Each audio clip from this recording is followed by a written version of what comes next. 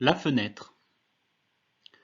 Pour les autres, pour les passants, tu es simplement la fenêtre. Pour moi qui t'aime du dedans, tu es ma plus profonde fête. Celle qui accroît le regard et limite chaque nuage, la gardienne du paysage où je viens me perdre le soir. J'ai le monde sous mes paupières, mon front à ta vitre appuyé, et tu es glissante lisière sur le bord de l'illimité.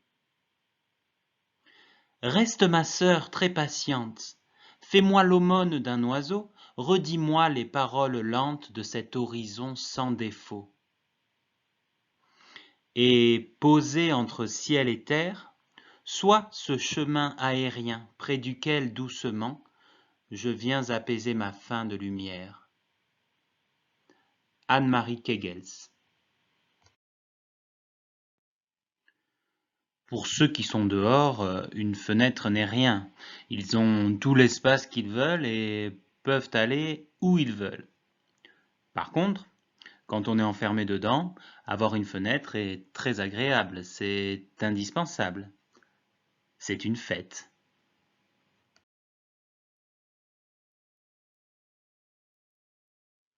La fenêtre permet de voir plus loin que les murs de sa maison. Elle accroît le regard. En plus, on est à l'abri des nuages, puisqu'on est à l'intérieur, on est protégé des nuages et de la pluie. Enfin, la fenêtre est la gardienne du paysage, c'est-à-dire qu'à chaque fois que je vais regarder au travers, je suis sûr de pouvoir continuer à regarder le même paysage.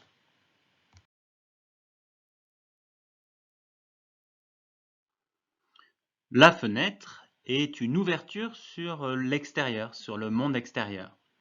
Imaginez-vous le front collé à la vitre pour pouvoir regarder à l'extérieur. Vous avez le monde sous vos yeux, sous vos paupières. La lisière, c'est la limite, le bord de quelque chose. Ici, l'auteur nous explique que le bord est glissant, il n'est pas clair, puisque la fenêtre est transparente et qu'elle est ouverte sur l'extérieur, qui lui est totalement infini. Il ne peut pas avoir de bord.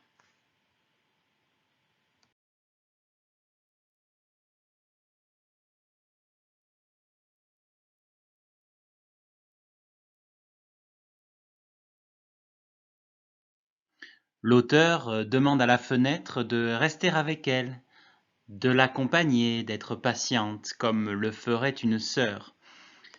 Elle lui demande aussi de faire en sorte que les oiseaux volent juste devant elle, puisqu'elle ne peut pas sortir.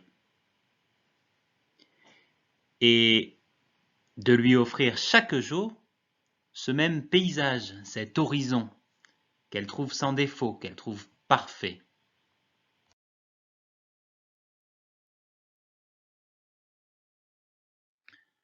La fenêtre d'une maison n'est pas posée au sol, elle est en hauteur.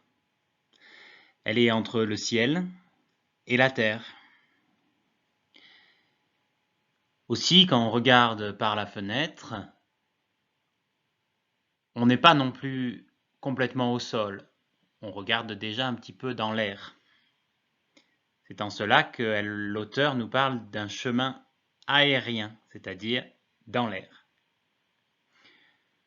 Et enfin, la fenêtre permet d'éclairer une maison, de laisser entrer la lumière.